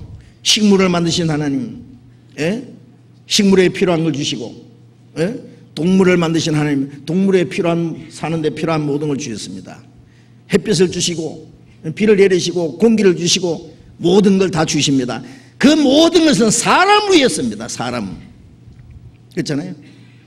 이 지구상에 있는 모든 것은 식물이나 동물이나 모든 만물이 사람을 위해서입니다. 사람은 하나님을 위해서 만들었습니다. 하나님의 거룩한 계획과 목적을 위해서 하나님이 자기 형상대로 만들었습니다. 그런데 사람들은요, 짐승처럼 그냥 먹고 입고 숨쉬고 이 세상에 살다가 죽으면 그것으로 끝나는 줄 압니다. 그래서 육신적인 것, 물질적인 것, 눈에 보이는 것, 현실적인 것을 계속 추구합니다. 예수님이 이스라엘 땅에 오셨을 때 이스라엘 사람들은 예수님이 왕이 되셔서 로마를 정복하고 이스라엘 독립시켜주고 자기들이 자유를 주고 잘 사는 세상을 만들어주기를 원했습니다. 그러나 예수님은 그런 걸 주시러 오신 분이 아니잖아요. 그보다 더 좋은 것을 주시러 오셨습니다. 더 좋은 것. 뭡니까? 영원한 거, 완전한 거, 영광스러운 거, 신령한 것, 우리 영혼을 구원하고 우리를 하나님 나라에 데려가서 하나님과 영원히 사는 그걸 주시기 원하는 겁니다. 그런데 이스라엘 사람들은 그걸 구하지 않았고 그리고 잘못 구했습니다. 야고보서 4장 2절에 보면은 너희가 얻지 못하면 구하지 아니하며 구해도 얻지 못하는 것은 정욕으로 서르고 잘못 구함이라. 구하라 주실 것이었는데 우리는 구하지 않습니다. 하나님이 구하지 않아도 우리에게 주시는 것은 모든 사람이 기본적으로 살 수 있는 것 다 구하지 않아도 다 주세요. 그렇죠? 그러나 구해야 주실 것이 따로 주신다고 약속하신 게 따로 있습니다. 그거는 신령한 거, 영원한 거, 영광스러운 거, 그거는 구하는 자에게만 주세요.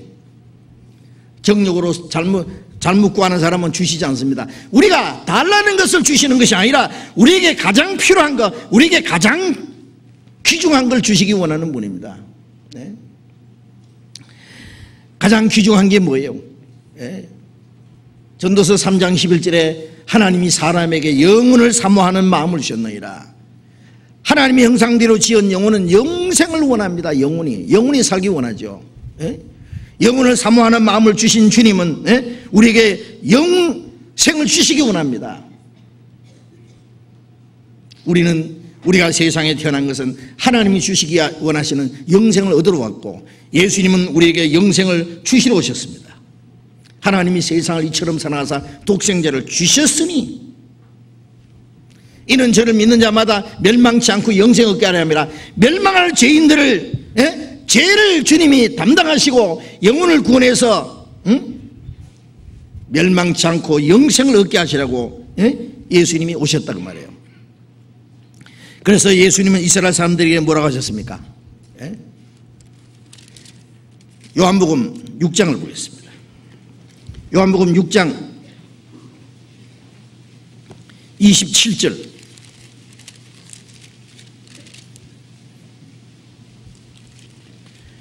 요한복음 6장 27절 같이 읽겠습니다. 썩는 양식을 위해서 일하지 말고 영생하도록 있는 양식을 위하여 하라. 이 양식은 인자가 너희에게 주리니 인자는 아버지 하나님의 인치신 자니라. 썩는 양식을 위해서 일하지 말고 이스라엘 사람들은 예수님에게 병고침 받기 위해서 예수님께 떡을 얻어먹기 위해서 예수님의 하신 이적을 보기 위해서 때를 지어 따라다녔습니다. 그러나 예수님이 그들에게 주시기 위한 것은 다른 것이었습니다. 썩지 않는 양식, 영생하도록 있는 양식으로 일서 일하라. 이 양식은 내가 너에게 주리라. 33절에 봅니다.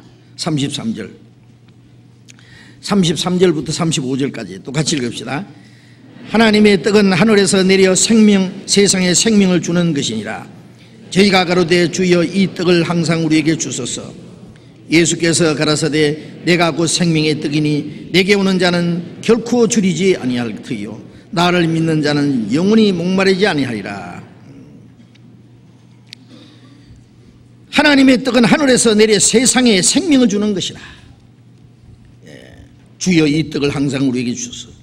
예수님이 주시려는 떡하고 이 사람들이 달라는 떡하고는 달라요. 그렇죠? 요한복음 4장에 보면은 물길로 온 사마리아 여자에게 그랬죠. 이 물을 먹는 자는 다시 목마르거니와 내가 주는 물을 먹는 자는 영원히 목마르지 않으니 배에서 영생하도록 솟아나는 샘물이 되리라. 주여 이런 물을 내게 주사 목마르지도 않고 여기 물길로 오지도 않게 하옵소서. 아이고 물길로 다니는 거 귀찮은데 한 번 먹고 다시 목마르지 않는 게 있으면 엉뚱하게 생각하는 거예요. 아니 육신의 목이 마르지 않는 그런 목마름, 그런 물이란 말입니까? 예? 여기 이스라엘 사람들도 마찬가지예요. 한 번 먹고 배 안 고픈 떡이 있으면 좋겠습니다. 예? 예수님이 말씀하시는 떡은 그런 게 아니다 그 말이에요. 48절 봅니다. 48절부터 제가 읽겠습니다. 내가 곧 생명의 떡이로라. 너희 조상들은 광야에서 만나를 먹었어도 죽었거니와 이는 하늘에서 내려오는 떡이니 사람으로 하여금 먹고 죽지 아니하게 하는 것이니라. 나는 하늘에서 내려온 산떡이니 사람이 이 떡을 먹으면 영생하리라. 나의 줄 떡은 곧 세상에 생명을 낸 내 살이로라 하시니라. 나는 하늘에서 내려온 산떡이다. 사람이 이 떡을 먹으면 영생하리라. 나의 줄 떡은 곧 세상에 생명을 낸 내 살이로라.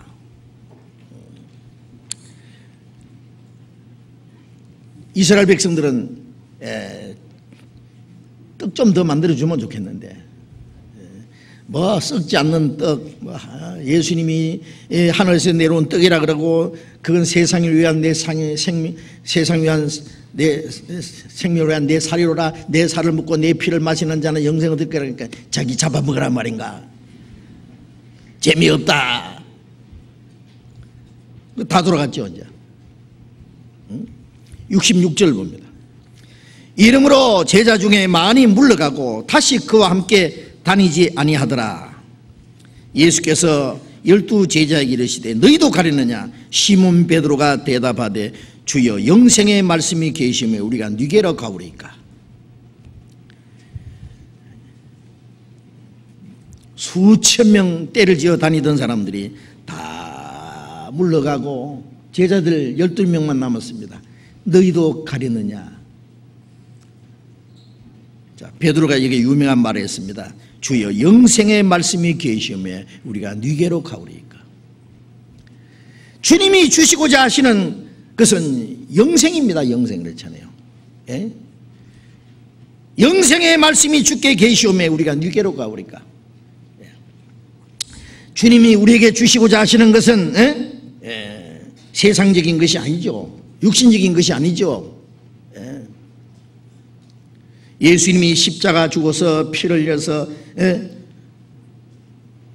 우리 죄를 대신하시고 영원한 생명을 주시려 했습니다. 아들이 떡을 달라면 돌을 주겠느냐. 주님이 십자가에 죽어서 생명이 떡이 됐습니다. 그 떡을 주시려는 거예요. 그렇죠?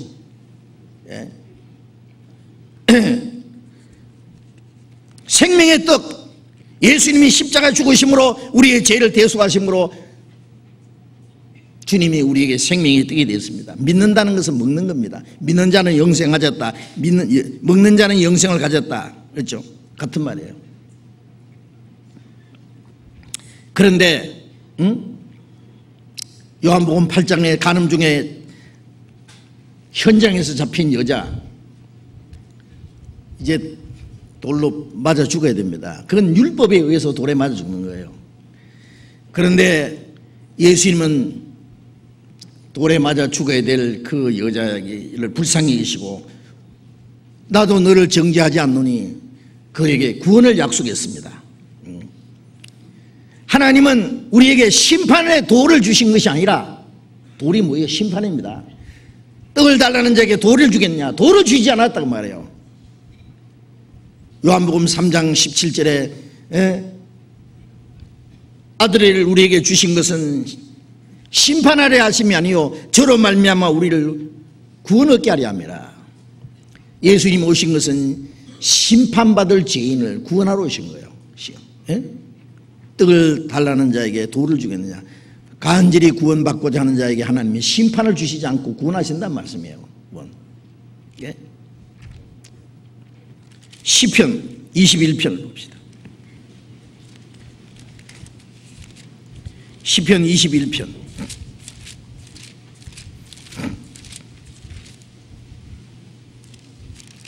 시편 21편 14절 봅니다. 21편 4절입니다. 4절 같이 읽읍시다. 제가 생명을 구하매 주께서 주셨으니 곧 영영한 장소로소이다. 제가 생명을 구하매, 우리가 주님 앞에 구원받기를 구했고 주님은 우리에게 영영한 생명을 주셨습니다. 영영한 장소로소이다. 장소가 뭐예요? 영원히 사는 거예요. 영원히. 제가 이제 형제자매들을 만나가지고 이제 헤어질 때 제가 좋은 인사를 합니다. 저만 하는 인사입니다. 예. 건강하십시오. 그 다음에 또 하나는 오래 사십시오. 그럼 좋아하죠? 제가 오래 살아 그 말씀은 건강하게 육신도 오래 살아야 될 뿐 아니라 영생하십시오. 영생 어떤 사람에게 또 영생? 예, 영원히. 영영한 장소로소이다. 구하라 주실 것이요 떡을 달라는 자에게 돌을 주겠느냐. 떡을 주셨습니다. 영생의 떡을. 하나님은 구원받은 자에게 영생의 떡을 주셨어요. 찾으라 만날 것이요 찾는 자가 찾을 것이요. 그건 또 뭐예요? 똑같은 말씀이지만 조금 내용이 다릅니다. 예.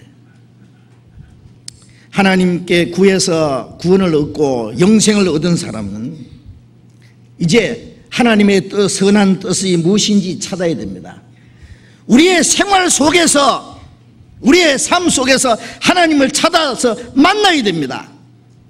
하나님의 뜻을 행하고 하나님을 기쁘시게 하는 자와 하나님이 가까이 하시기 때문에 찾는 자가 찾을 것이라는 말은 뭐예요?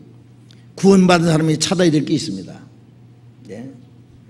로마서 12장 2절에 보면은 너희는 이 세대를 본받지 말고 오직 마음을 새롭게 함으로 변화를 받아 하나님의 선하시고 기뻐하시고 온전하신 뜻이 무엇인지 분별하도록 하라.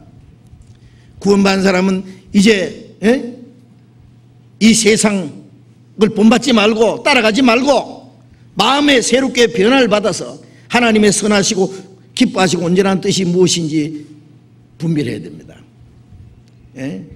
하나님이 기뻐하시는 뜻이 무엇인지, 선하신 뜻이 뭔지, 하나님이 온전하게 있는 뜻이 무엇인지 분별하고 그 뜻 가운데 살기를 원해야 됩니다. 그게 찾는 생활입니다. 찾는 생활. 찾는 자가 찾을 것이요. 구원받은 것으로 만족해서는 안 됩니다.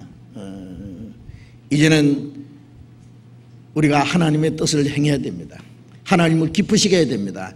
우리 생활 속에 하나님을 만나야 됩니다. 하나님과 동행해야 됩니다. 하나님과 가까이 하기를 갈망해야 됩니다. 그게 찾는 생활입니다. 요한복음 8장 29절에 보면은 나를 보내신 아버지께서 나와 함께 하시도다. 내가 항상 그의 기뻐하시는 행함으로 나를 혼자 두지 아니하셨느니라. 예수님은 항상 하나님 아버지의 기뻐하시는 일을 행하셨으므로 하나님 아버지가 항상 함께 하신다고 말씀했습니다.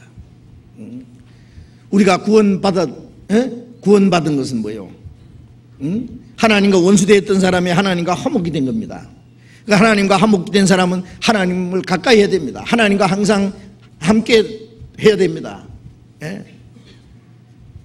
아벨은 믿음으로 의롭다함 받았고 에녹은 믿음으로 말미암아 하나님을 기쁘시게 하는 자라 하는 증거를 얻었다 그러죠. 히브리서 11장 5절에 믿음으로 의롭다함 받은 사람은 이제 믿음으로 하나님을 기쁘시게 하는 자라 하는 증거를 받아야 됩니다. 하나님을 기쁘시기 위해서는 하나님이 기뻐하시는 뜻을 분별하고 그 뜻을 따라 살기를 사모해야 됩니다.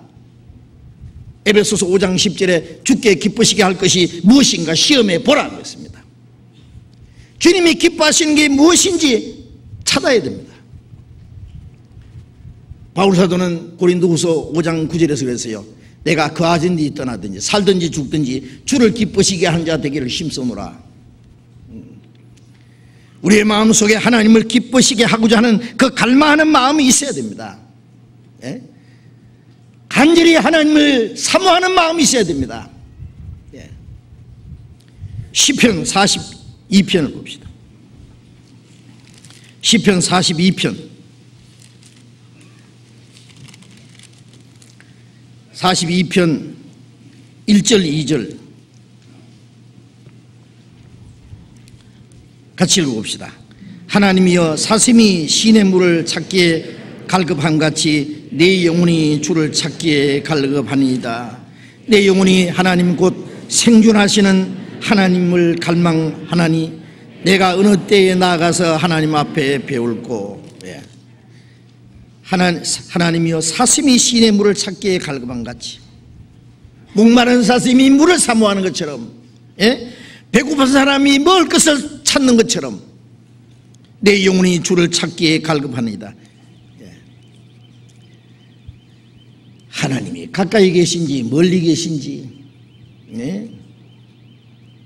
아무 생각 없이 살아가셔야 되겠느냐고. 예? 예. 내 영혼이 하나님 곧 생존하시는 하나님을 갈망하나니, 예.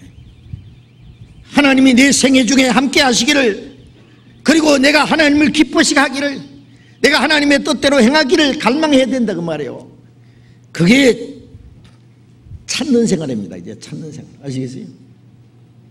찾으라. 찾는 자가 찾을 것이요. 예. 구원받았다 그러고 끝나는 게 아니라 이젠 구원받은 후에 내 생활, 매일매일 생활에서 하나님이 기뻐하시는 게 무엇인지, 예? 하나님을 가까이 하는 생활이 무엇인지, 예? 하나님을 사모하는, 예? 사슴이 시내 물을 사모하듯이 내 영혼이 하나님을 찾기에 갈망하나이다 하는 하나님을 찾는 생활 있잖아요. 내 생활 속에서, 예. 삶 속에서 하나님을 찾아서 만나고 하나님과 함께하는 생활. 요한복음 4장 34절에 예수님 그러셨죠. 내게는 너희가 알지 못하는 먹을 양식이 있느니라. 내 양식은 나를 보내시 이의 뜻을 행하며 그 일을 온전히 이루는 이것이니라. 예수님은 자기를 보내신 아버지의 뜻을 행하고 그 일을 온전히 이루는 것을 자기 양식으로 삼았습니다. 우리가 아침이 되면은 이제 밥을 찾습니다. 점심 때 되면 졸졸해가지고 점심을 이제 찾습니다. 뭘 먹을까? 오늘 점심은 직장인들은 뭘 먹을까? 설렁탕을 먹을까? 삼계탕을 먹을까? 우리는, 예? 이제 육신이 먹을 것을 사모하는 것보다도 예수님 말씀처럼 내 양식은 따로 있다고요. 아버지의 뜻을 행하며 그 일을 온전히 이루는 것이다. 예? 우리가 하나님의 뜻을 행하고 하나님이 우리에게 맡기신 그 역사를 이루는 것을, 예? 우리의 양식으로 삼고, 예? 우리가 매번 양식을 찾아 먹듯이 하나님의 뜻을 찾아서 매일매일 일용할 양식을 주옵소서. 매일매일 우리가 양식을 먹어야 되듯이, 예? 매일매일 하나님의 뜻을 행하고 하나님을 기쁘게 하기 위해서 찾아야 됩니다. 찾는 생활. 에레미야 29장 13절에 너희가 전심으로 나를 찾고 찾으면 나를 만나리라 그러세요. 전심으로 나를, 예? 마음을 다해서 찾고 찾으면 하나님이 만나십니다. 어떻게? 구원받은 것만 가지고 만났다고 하지 마세요. 매일 만나야 됩니다. 하나님과 매일 대화해야 됩니다. 예. 그렇지 않으면 하나님과 멀어지는데요. 예? 하나님이 교통이 끊어지는 수도 있는데요.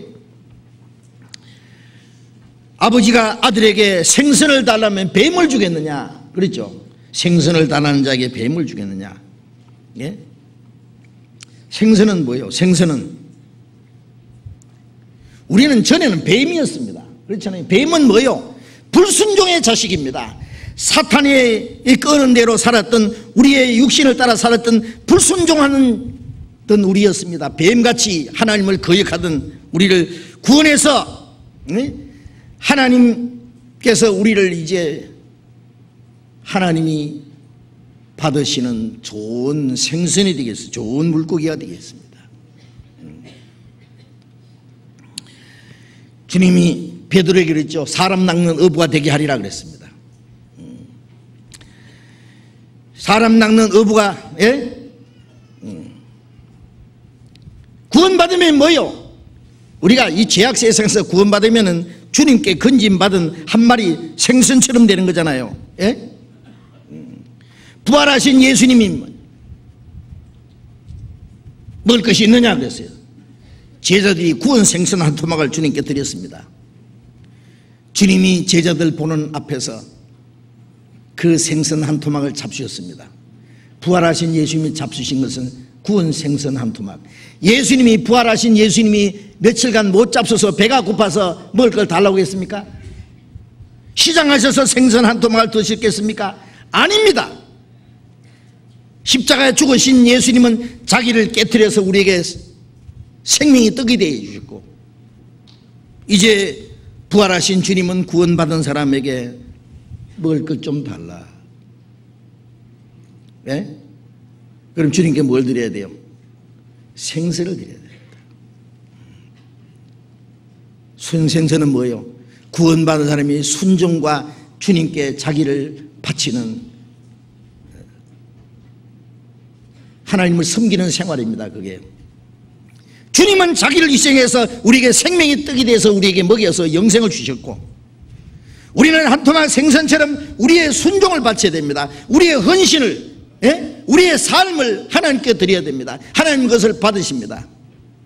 우리를 구원하신 주님은 우리에게도 달라고 하십니다. 뭘 달라고 합니까? 네 자신을 먼저 주께 드리고 하나님의 뜻을 쫓아 주었도다. 주님은 우리에게 돈을 달라고 하십니까? 우리에게 수고를 달라고 하십니까? 하나님께서 뭐 큰 일을 하기를 원하시겠습니까? 그 모든 것보다도 우리 자신을 달라고 하십니다. 구원받은 우리는 이제 생선이 토막이 나서 구워서 드리듯이 우리 자신을 깨트리고 주님께 바쳐서 온전한 순종을 바치면 주님은 그것을 받으십니다. 생선을 다루는데 뱀을 내밀면 되겠느냐고. 마태복음 23장 33절에 보면은 유대 종교가들에게 이 뱀들아 독사 이 새끼들아 그랬죠. 그 뭐요? 그들 속에 마귀가 역사한다는 말입니다. 요한 에베소서 2장 2절에 보면은 그때 너희가 그 가운데 하여 공중의 권세 잡은 자를 따랐으니 곧 지금 불순종하는 자들 속에 역사하는 영이라. 지금도 불순종하는 자들 속에 역사하는 그 마귀의 영, 그 불순종의 자식들이 뭐냐? 뱀들입니다.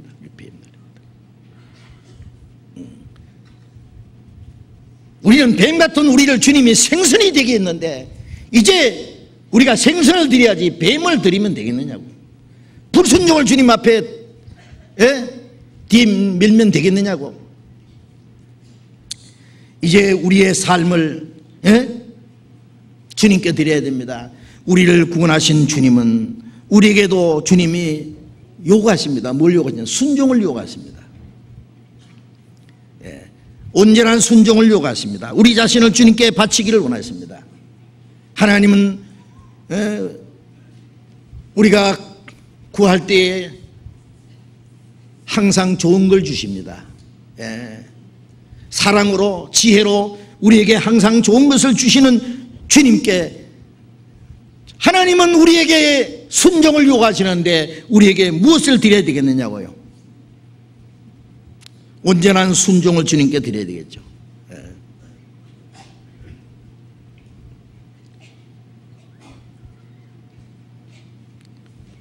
예수님은 제자들에게 네가 나를 사랑하냐고 물었습니다. 베드로에게 네가 나를 사랑하느냐. 우리가 주님이 우리를 사랑해서 구원하실 뿐 아니라 주님은 우리에게 사랑을 요구하십니다. 아세요? 우리에게 자기를 희생해서 우리를 구원하실 뿐 아니라 주님은 우리에게 순종을 요구하십니다. 구하라 주실 것이요 우리가 그 주님께 구해서 영생을 얻었습니다. 이제는 찾으라 합니다. 만날 것이라. 우리가 생활 속에 하나님의 뜻을 찾아야 됩니다. 내 삶 속에서 하나님을 사모해야 됩니다. 하나님과 함께 행하기를 원해야 됩니다. 야고보서 4장 8절에 보면은 하나님을 가까이 하라, 그리하면 그가 너를 가까이 하시리라 그랬습니다. 네. 우리가 하나님을 가까이 할 때 하나님이 우리를 가까이 하실 겁니다. 네. 하나님을 찾아 만나야 됩니다. 아십니까? 그래서 거기에서 이제 온전한 주님과의 관계가 이루어집니다.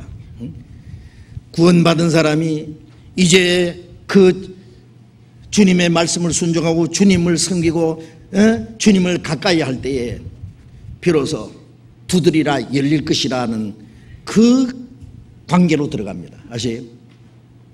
주님과 교제하는 관계, 구원받은 자리에서 주님께 순종하고 자기를 주님께 드리는 자리에서 주님과 교제하는 깊은 관계까지 전진해야 됩니다. 그 문제는 다음 시간에 또 말씀드리겠습니다. 너무나 중요한 문제이기 때문에 우리 생활은 전진해야 됩니다. 전진. 구원받은 자리에서 순종하는 자리로, 하나님과 깊은 교제하는 자리로, 구하는 자리에서, 찾는 자리에서, 그 다음에 두드리고 열리는 자리까지 들어가야 된다 그 말이에요. 이것이 신앙의 전진입니다. 같이 기도하겠습니다. 자비로우신 우리 아버지 하나님, 하나님을 멀리 떠나 이루어져 있던 우리를 찾아주시고 우리의 악한 행실로 하나님과 원수가 되었을 때 주님이 우리를 대신해서 죽으시고 그 보배로운 피를 흘려서 우리를 구원해 주시고 영원한 생명과 하나님 나라에 들어갈 수 있는 그 영광스러운 소망을 주신 주님 감사합니다. 우리의 영혼도 우리의 몸도 모두 주님의 피로 사였사오니 주의 것입니다. 우리의 나머지 삶은 오직 하나님의 뜻과 영광을 위해서 있는 줄로 믿습니다. 구하는 자에게 주실 것이라고 하셨고 떡을 달라는 자에게 생명의 떡을 주신다고 말씀하신 주님, 주님이 십자가에 죽으시고 그 보배로운 피를 흘리시고 주님의 몸이 깨어짐으로 우리에게 생명의 떡이 되어 주신 주님 진심으로 감사합니다. 주님이 우리를 구속하신 그 은혜는 영원히 우리를 멸망에서 건져주셨고 우리로 하여금 하나님의 나라에 들어가기에 넉넉한 은혜를 주셨습니다. 이제 이 땅에 사는 동안에 찾을 것이라는 말씀대로 하나님의 선하신 뜻을 찾고 하나님을 기쁘시게 하기를 갈망하고 우리의 삶 속에서 하나님을 찾고 하나님과 동행하기를 간절히 갈망하는 마음을 우리에게 더욱 허락해 주시고 우리의 삶 속에서 하나님께 영광을 돌릴 수 있는, 우리를 통해서 하나님이 이루시기 원하시는 거룩한 역사가 이루어지게 해 주시옵소서. 이제 다음 주부터 열리는 이번 하계 수양회 모든 것 주님께 부탁합니다. 전국에서 그리고 세계 국국에서 함께 모여서 함께 기도하고 함께 봉사하고 함께 땀 흘리고 복음을 전하는 가운데 이번에도 많은 영혼이 구원받는 하나님의 역사가 나타나므로 하나님 아버지께 영광이 되기를 원합니다. 이 하나님의 거룩한 역사를 위해서 우리 모두를 주님 뜻대로 귀하게 사용해 주시옵소서. 수양의 때마다 하나님이 역사하시고 말씀을 전하는 사람들에게 하나님의 능력과 지혜와 풍성한 은혜를 더하여 주셔서 주님의 복음을 담대히 전가하고 또 많은 듣는 영혼들이 다 구원받을 수 있도록 역사해 주시고 이뤄진 많은 영혼들을 주님이 보내 주시옵소서.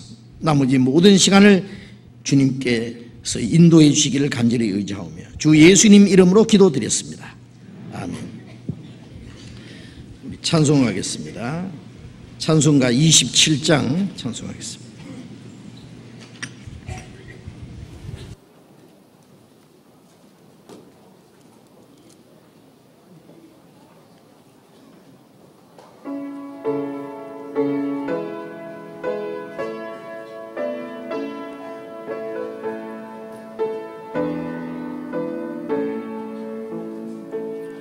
빛나고 높은 보좌와 그의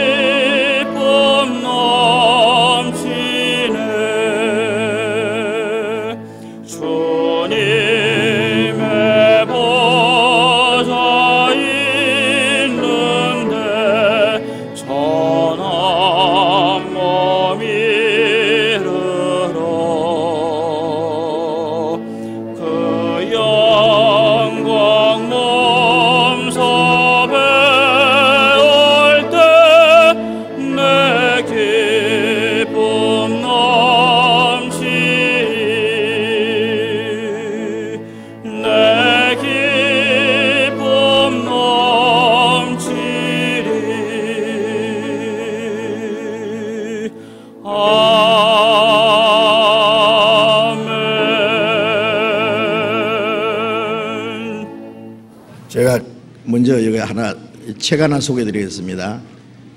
우리 요한복음 강해 제가 한 4년 반 정도 걸려서요. 우리 주일 설교에 이 요한복음 강의하는데 한 4년 반 제가 보니까요 4년 반 동안 걸려서 주일날 계속 요한복음 강의한 내용인데요. 옛날에 이 책이 나왔었어요. 근데 이번에 전년 새롭게 또 만들었습니다. 내용이 같은 것 같지만은 더 새롭게 더 풍부하게 새로 만든 책이니까요. 요한복음 제3권 진리 가운데로 만들었습니다. 이제 다음에 4권째 나올 겁니다. 그래서 이번에 만들었으니까 이거 다 구해서 읽으시면은요 신앙생활에 아주 큰 도움이 될 거예요. 그러니까 읽으시고 다른 분들에게 또 전해주셔도 좋습니다. 새로 나온 책 그저께 나왔습니다. 책 꼭 구해서 여러분 신앙생활에 도움 되시기 바랍니다. 장로님 광고 드리겠습니다.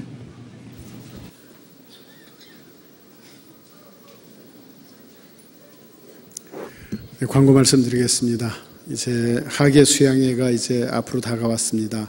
아시는 대로 다음 주 수요일부터 토요일까지 하계 수양회를 하게 되겠습니다. 그때 이 자리에서도 또 중고등부 하계 수양회를 하게 됩니다. 그래서 하계 수양회와 관련해 가지고 몇 가지 안내 말씀드리겠습니다. 우선 하계 수양회 접수가 끝났습니다. 근데 이제 추가 접수를 인터넷 접수로 27일까지 또 교회당 접수 오늘 그리고 요 다음 수요일 그 다음 일요일 3일간 접수를 합니다. 그런데 그분들은 여기서 이 배정을 받지 못하고요. 그 명찰을 나중에 수양관 현장에서 받게 됩니다. 그러나 추가 접수가 가능합니다. 명찰 배부 오늘 지금 명찰이 나와 있습니다. 본당 211호 전도인 B실에서 명찰을 전원 좀 각 구역장님에게 배부하니까요. 구역장님들 잊어버리지 말고 거기서 명찰을 받아다가 접수한 모든 형제자매에게 배부해 주시기 바랍니다.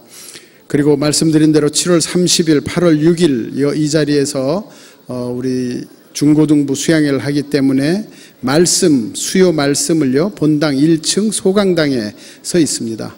그러니까 본당 1층 소강당에 다음 주 수요일부터 있는 걸로 그렇게 아시면 되겠습니다. 그리고 중고등부 수양회 때문에 주차장을 통제하게 됩니다. 이번 주일날은 오후 2시 이후에는 또 그 다음 주일날도 오후 2시 이후에는 주차를 못하게 됩니다. 그래서 교육원, 본당, 지하주차장을 사용하지 마시고 인덕원 전철역 환승 주차장 유료, 관양동 공용주차장 요 건너편에 공용주차장이 있는데요. 그 공용주차장이 일요일 무료 개방인데 저희들이 그 바로 앞에 또 공용주차장 앞에 철도시설공단 부지에 약 100대 이상 들어갈 수 있는 공용주차장이 또 새로 오픈이 됐습니다. 그래서 거기다가 이제 차를 세워놓고 여기 오실 때는 천변으로 오시면 아주 간단하니까요. 그쪽에 아주 굉장히 편리한 주차장이 새로 됐습니다. 그래서 그쪽에다가 주차하시면 되겠습니다. 그리고 하계 수양회를 기념해서 티셔츠를 우리 청년회에서 청년회에서 맡아서 제작해서 파는데 이것은 8월 말에 탄자니아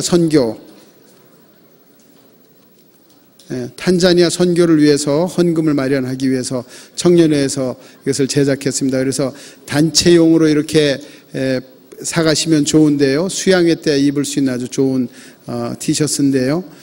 판매 장소는 본당 1층 신협 로비에서 하는데 자매님들을 위해 특별히 디자인된 것도 있답니다. 조기 품절 예상되니까 빨리빨리 오셔서 하시면 좋겠다는 청년의 얘기입니다. 우리 수양회 할 때 수양회 본 그 장소에서 말씀하기도 그런데요. 집회 시에 자석을 가지고 이제 다투는 경우가 있습니다. 어떤 때는 연세가 많으신 분이 젊은 사람하고 다투기도 하고 먼저 구원받으신 분이 또 새로 구원 아직 받지 못한 사람하고 하기도 하고 그래서 여러 가지 이 좌석에 문제가 있는데요. 원칙은 이렇습니다. 먼저 구원받으신 분들은 될 수 있는 대로 뒤로 가십시오. 중간 이후에 앉으시고 새로 구원받으시려고 오신 분들이나 새로 이제 전도하기 위해서 모시고 오신 분들 그런 분들이 될 수 있는 대로 앞으로 앞좌석에 이렇게 앉을 수 있도록 그래서 모처럼 수양관까지 모시고 갔는데 맨 뒤에서 이렇게 들으시다가 그냥 이렇게 별 소득이 없이 가시는 분들이 많다고 꼭 좀 우리 형제 자매들이 같이 협조를 했으면 좋겠다고 그렇게 말씀이 있었습니다. 수양회 시에 좌석을 앞에 앉지 말고 될 수 있는 대로 뒤에 앉자. 그리고 먼저 지정된 좌석이 있으면 될 수 있는 대로 그것을 양보해 주시기 바랍니다. 여러 가지 많은 분들이 있는데요. 그 많은 분들이 모이실 때마다 그리스도인의 제일 큰 것이 양보하는 것입니다. 구역 모임 광고 221구역 24일 목요일이 아니고 25일 금요일입니다. 지난번 우리 전체 임원 모임 할 때 인터넷 폰 가입을 얘기했는데요. 그때 가입 신청서 양식을 배부했는데 아직 가져가지 못한 형제 구역장님들이 특히 있습니다. 다음 주일까지 가입 희망자 명단을 구역장님들이 교회 행정실로 제출해 주시고 인터넷 폰에 관한 문의는 각 구역장님들, 교구장님들에게 잘 문의해 주시기 바랍니다. 광고 마치겠습니다. 예, 수요일은 이번 수요일은 그냥 이 자리에서 모이고요. 다음 7월 30일 수요일을 1층에서 모인다는 거 혼돈하지 마시기 바랍니다. 마치겠습니다. 자리 교제하시기 바랍니다.